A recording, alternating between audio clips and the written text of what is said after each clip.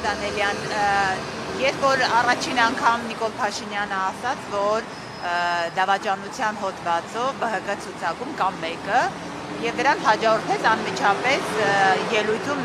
Թևանյանի անունը հրապարակել է եւ Փաշինյանն արդեն ասաց, որ վաղը ԱԱԾ-ն կգնա նրա հետևից։ Երբ որ այս ընթացքին եք հետևում եւ նաեւ քննչական կոմիտեի հայտարարությունը, ձեր մոտ ինչպիսի տպավորություն է, ինչու հենց Թևանյանը հայտնվեց ուշադրության կենտրոնում, քիչ առաջ Մանուկյանն ասում էր Տիկին Արեգ Մազմանուկյանը, որ սա քաղաքական ենթատեքստ ունի։ Քաղաքական ենթատեքստով է Նիկոլ Փաշինյանն հիմա առաջնորդում այս նախընտրական շրջանում, թե ամեն դեպքում քննչական կոմիտեի հայտարարության մեջ դուք օրինակ մի բան գտել եք, որը կարող է ճշմարտության մասին խոսել։ Տարօրինակ չի, որ դուք ժպիտով եք այդ հարցը տալի, ասելով, որ արդյոք քաղաքական ենթատեքստ ունի։ Իհարկե քաղաքական ենթատեքստ ունի եւ համատարած ձերբակալություններ են տեղի ունենում Հայաստանում եւ այսօր նույնպես ԲՀԿ-ի ցուցակով ընդգրկված անձի տունը նույնպես ես նոր կարդացի Մարտուն Գրիգորյանի տանը նույնպես խուզարկություններ են անում եւ ձերբակալություն կա։ Արդյոք նա նույնպես օտարերկրյա լրտես է եւ հիշենք, որ այս գործող վարչապետը օրեր առաջ լրտեսներ հայտարարեց Գագիկ Ծառուկյանին, լրտեսեր միջև այդ հայտարարել Սամվել Կարապետյանին եւ մյուսներին նույնպես, բնականաբար այդ ամեն ինչը կապված է ընտրությունների հետ եւ այս գործող վարչապետը վախի մթնոլորտում է գտնվում, որը մենք տեսնում ենք իր հիստերիկ պահվածքով։ Այսօր նույնպես ինչ-որ հիստերիկ հարցազրույցներ է տվել, ես չեմ հասցրել նայել, բնականաբար նա իրավիճակը պատկերացնում է, նրա վարկանիշը գահավիժում է եւ ինքը փորձում է այդ բռնակալություն հաստատել Հայաստանում եւ ձերբակալությունների միջոցով փորձել վերընտրվել, չնայած ես դա շատ դժվար եմ պատկերացնում։ Հիմա գանք մյուս հարցին, թե ազգային ժողովի գաղտնի լսումներից որ գաղտնիքներ է, պետական գաղտնիքներ։ Ուրեմն ներկա աշխարհում լուրեր կային, չէ, նյութեր կային, որ նույնիսկ Գերմանիայի վարչապետին են գաղտնալսում իր կաբինետում։ Ուրեմն այս աշխարհում որևէ մեկին գաղտնալսել, այն էլ Հայաստանում գաղտնիքներ հանելը որևէ խնդիր չի, այն էլ ազգային ժողովի լսումները, որտեղ 100-ից ավել մարդիկ են մասնակցում,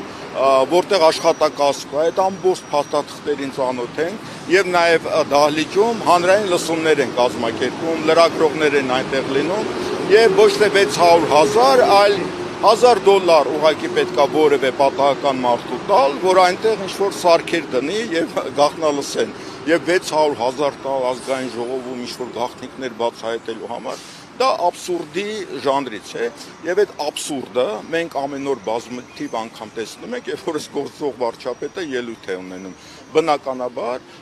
այս ամեն ինչը կապված է ընտրությունների հետ եւ այս ձերբակալությունների շարքը շարունակվելու է, որովհետեւ այդ անձնավորությունը վախի մեջ է գտնվում։ Հնարավոր է կներեք, պարոն Դանելյան, որ տեսեք ցուցակի արդեն մյուս անդամին եւս այսպես ներկայացրեցիք։ Խնդիր կա կուսակցության ընդհանրապես թույլ չտալ, այդպես ասել լրտեսական գործակալներ են եւ կուսակցությունը չպետք է մասնակցի օրինակ ընտրություններին։ Այդ սցենարը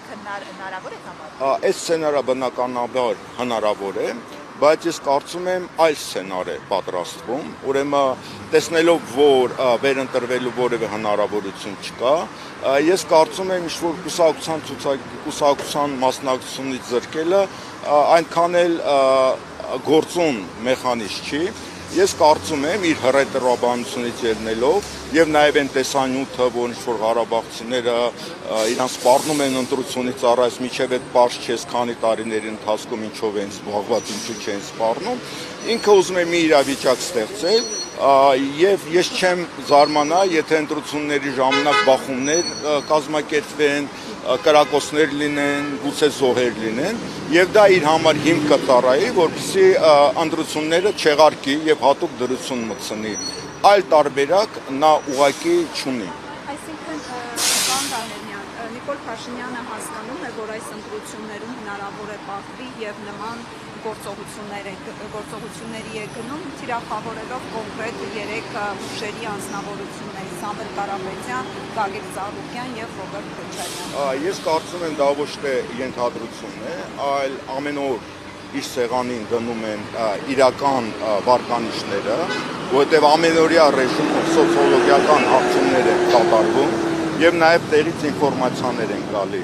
Եվ այդ ամենը հաշվի առնելով նա գիտի իրական վիճակը եւ գիտի, որ միակ տարբերակը նման եղանակներով ընտրությունները խաթարելն է, որովհետեւ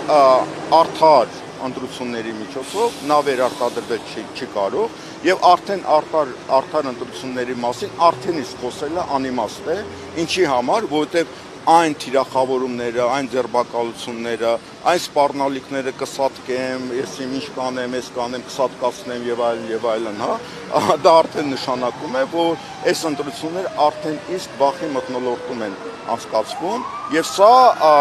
այն դեմոկրատիայի ցուցիչներն է, որից շատ երկրներ արևմտյան հիացած են, թե Հայաստանում ինչպիսի դեմոկրատիա է։ Այս իրավիճակում հավաքական ընդդիմությունը ինչ քայլեր պետք է իրականացնի։ Շատ կարևոր հարց տվեցիք եւ տարօրինակ է, որ այդ հարցը տալիս է լրագրողը, սակայն այդ հարցերը իրենց չեն տալի նաեւ ընդդիմադիր տարբեր կողմեր։ Բնականաբար այս իրավիճակում, երբ որ խոսում են կոալիցիա կկազմեն, չեն կազմի, ով է լինելու վարչապետ, ով չի լինելու վարչապետ, դա արդեն անհեթեթությունների ժանրից է եւ խնդիրը շատ լուրջ է, պետականության խնդիր մենք այսօր ունենք եւ այս պայմաններում բնականաբար ընդդիմությունը պետք է միավորվի, միասնական քայլեր պետք է անեն, միասնական ասուլիսներ, երթեր, հանրահավաքներ եւ այլն, որովհետեւ թիրախավորում են 3 ուժերին եւ այդ 3 ուժերը պետք է պատասխան տան մի կողմ դնել իրանց տարօրինակ ամբիցիաները ներկա պայմաններում։ Եվ եւս մի կարևոր բանի մասին եմ ես ուզում խոսել, թե ինչի համար այս ամեն ինչը շատ վտանգավոր Հայաստանի համար, որովհետև այդ հարցադրումը, որքանով ես տեսնում եմ, լրատվամիջոցները չեն անում։ Տեսեք, ուրեմն կան դե յուրե բարեկամական երկրներ, որոնք համարվում են դաշնակիցներ, եւ կան փաստաթղթեր, որտեղ ստորագրվում են, որ միմյանց տարածքում լրտեսական գործունեություն չեն ծավալում։ Սա այդ փաստաթղթերը կա եւ այդ փաստաթղթերը ստորագրվել են նաեւ Հայաստանի եւ Ռուսաստանի միջեւ։ Նման փաստաթղթեր կան Եվրոմիության երկրների միջեւ, որ միմյանց տարածքում մենք լրտեսական գործունեություն չենք անում։ Եթե լրտեսական գործունեությամբ ենք զբաղվում, դա նշանակում արդեն բարեկամական երկիր չի եւ հատուկ ծառայությունները նույնիսկ ունեն մեխանիզմներ, երբ որ փոխանակում են նյութեր, եթե ինչ-որ վտանգ է լինում եւ այլն, իրեր միմյանց զգուշացնում են։ Եթե Հայաստանի գործող այս կառավարությունը լրտեսության մեջ մեղադրում է Ռուսաստանի օգտին, դա նշանակում է արդեն դե յուրե պաշտոնապես հայտարարում է, որ Հայաստանը եւ Ռուսաստանը ճշնամական երկրներն են եւ լրտեսական գործունեություն են իրականացնում։ Սա նշանակում է Հայաստանը հայտարարում է, որ Ռուսաստանը ճշնամի երկիր է, վտանգավոր երկիր է իր համար եւ նման հայտարարություններ արդեն շատ են։ Սա արդեն իրավական ակտ է։ Դա նշանակում է, որ արդեն Ռուսաստանը կարող է համապատասխան գործողություններ կատարել Հայաստանի դեմ եւ առաջի հերթին եւ տնտեսական ոլորտում եւ անվտանգային ոլորտում։ Սա Հայաստանի համար շատ մեծ վտանգներ է պարունակում։ Ես ուղղակի ընդհանրեն հիշեցնում եմ, որ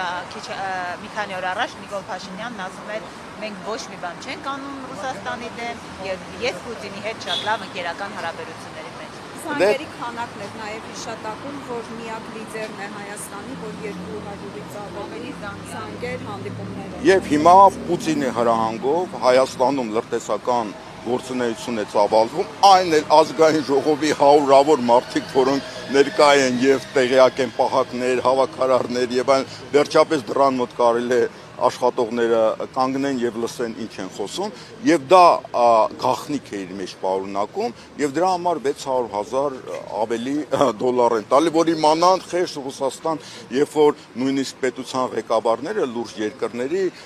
երբ որ շատ կարեւոր բան ունեն միմյանց հետ խոսելու, գնում են բնության գրկում մի ծառի տակ, որ իրար ականջին ինչ որ բան են շշնջում, որ ոչ ոք չլսի, ազգային ժողովում պարզվում է այնց անհնար է իմանալ, թե ինչ լսումներ են տեղի ունենում, սա արդեն աբսուրդ է եւ ամենավտանգավոր այն է, որ Հայաստանում կան մարդիկ, մի զանգված, որոնք այդ նման աբսուրդներին հավատում են։ Սա արդեն լուրջ խնդիր է մեր հանրության մտավոր ունակությունների մասին։